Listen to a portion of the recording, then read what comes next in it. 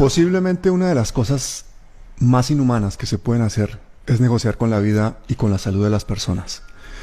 Y eso es algo que pasa en Colombia y no es raro porque se trata de uno de los países más corruptos del mundo.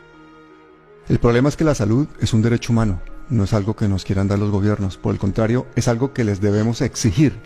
Pero en Colombia, la salud ha terminado en manos de mafias y de políticos a su servicio, que literalmente saquean el Estado colombiano y negocian con la vida y la salud de las personas. Y para entender ese drama que viven 50 millones de personas, hemos invitado a una mujer brillante y valiente que nos va a contar, en términos claros y contundentes, qué es lo que está pasando con la salud en Colombia.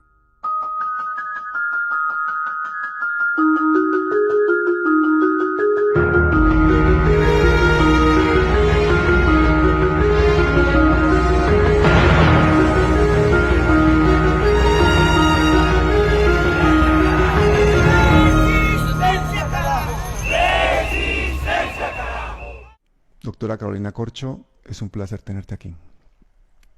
Muchas gracias, Pablo, por esta invitación para hablar este tema que constituye, digamos, la causa de nuestra vida.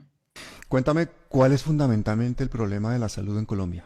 Es que la salud en Colombia se volvió un negocio, es un sistema privatizado en un 80%, pero privatizado no quiere decir que hayan capitales privados, inversionistas que hayan venido a invertir en Colombia, no, es con los recursos de los impuestos de los ciudadanos, de los colombianos que se financia, pero lo manejan privados, muchos de ellos con criterio de negocio, ganancia y lucro. Eso nos ha costado una pérdida enorme de vidas porque este sistema no privilegia el derecho fundamental a la salud y la vida de los colombianos. Es decir, es un sistema en manos de privados, pero con fondos públicos. Completamente. La financiación del sistema de salud es por los aportes de los trabajadores y por los aportes de los impuestos de los ciudadanos del país. Los capitales privados son ínfimos o casi inexistentes. Pero eso es un sistema muy perverso, porque entonces es un negocio. ¿Y Completamente. quiénes son los dueños de ese negocio? Los dueños de ese negocio son unos particulares que se han lucrado. Los particulares que más usufructúan en el negocio es el sector financiero. El sector financiero en Colombia es el que usufructúa el negocio porque es el que tiene, digamos, el control sobre las EPS, aseguradoras. O sea, los bancos son los dueños de los bancos son los dueños de las EPS. Los bancos tienen un negocio con las EPS y es que las EPS son las que recogen la plata que aportamos los trabajadores mensualmente. Cada trabajador paga los impuestos y los recaudan las EPS y ponen esa plata en los bancos. Los rendimientos financieros corresponden también a ellos y obviamente ahí hay todo tipo de negociaciones porque es demasiada plata anual. El problema es quién maneja las platas de las EPS que aportamos los colombianos, los bancos.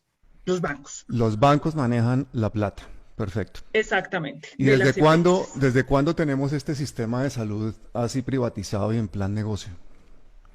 Ese sistema de salud empezó con la Ley 100 de 1993, cuyo ponente fue el entonces senador Álvaro Uribe Vélez, y a partir de ese momento empezó lo que nosotros llamamos una privatización a la fuerza, porque en ese momento el sector privado en Colombia, el sector empresarial no estaba interesado en asumir esto. Entonces lo que dijo el gobierno en ese momento era que ellos ponían la plata, pero que los particulares mantuvieran el negocio y lo administraran. ¿Y por qué se tomó esa decisión? ¿Por qué aparece esa ley? ¿A qué se debe eso? Esta es una ley que está inspirada en ese momento, sobre todo por el interés de ciertos sectores que sí tenían intereses, pero en los fondos privados de pensiones. O sea, el interés de los sectores empresariales en Colombia no era sobre la salud, era sobre las pensiones, porque la ley 100 no es solamente una ley de salud, es una ley de riesgos profesionales, pensiones y salud. El interés era los fondos privados de pensiones, como lo hizo Pinochet en Chile, pero finalmente terminaron forzando que se privatizara la salud, aún en contra del propio sector privado. Concretamente, ¿a qué intereses financieros representaba Álvaro Uribe cuando hizo esta ley 100 o presentó esta ley 100? En el momento en que él hizo la ley 100, los intereses, como te digo, eran de los fondos privados de pensiones, donde está el sector financiero, donde está el Grupo Aval y donde está el Grupo Empresarial Antioqueño. efectivamente. Pero en ese momento el sector financiero no veía interés en la salud. El interés en la salud la vieron después cuando se dieron cuenta que las EPS eran un vehículo para capturar los recursos y los aportes de los colombianos, que son billonarios. O sea, Uribe, cabeza de lanza, presenta la ley 100 para que básicamente el Grupo Aval y el Grupo Empresarial Antioqueño se queden con las pensiones y ya de paso se quedaron con la sanidad de los colombianos. Inicialmente fue así y en este momento el principal, digamos, que tiene el manejo de los recursos de los colombianos es el Grupo Empresarial Antioqueño. La mayoría de las cuentas de los recursos que se manejaban en este país están en Bancolombia.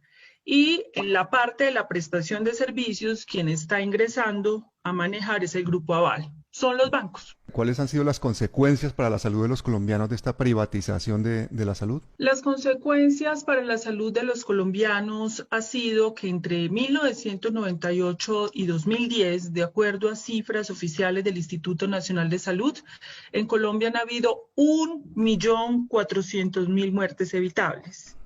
Esto es la mortandad más grande de la historia de este país. Es decir, muertes que se hubieran podido evitar con una gestión de determinantes de la salud y de la salud en el país. Perdona, Carolina, eso que estás contándome es gravísimo. 1,5 millones de muertes, o sea, 3 conflictos directamente, o sea, 3 veces más de lo que hemos tenido por el conflicto y por la violencia en Colombia. Completamente cierto. Estas son cifras que ustedes pueden verificar en las páginas oficiales del Instituto Nacional de Salud de Mortalidad Evitable. Bueno, me estás dejando absolutamente de piedra.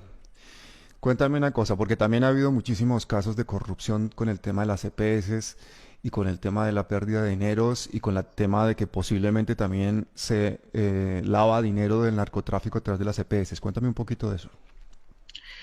Nosotros ya hay un caso comprobado en Colombia. En Colombia hasta hace 4 años habían 72 EPS. En este momento hay 48. Se investigó una de las 72 EPS y se encontró que esta EPS había saqueado, es decir, destinado con fines distintos a la atención de salud. ¿Qué quiere decir? Pago de trabajadores, medicamentos, camas, hospitalizaciones, 1.5 billones. Pablo, ayúdame a hacer esa conversión en dólares y en euros. 1.5 billones solo una EPS investigada y en un solo periodo. Eso es el tamaño de la corrupción y eso es lo que sabemos.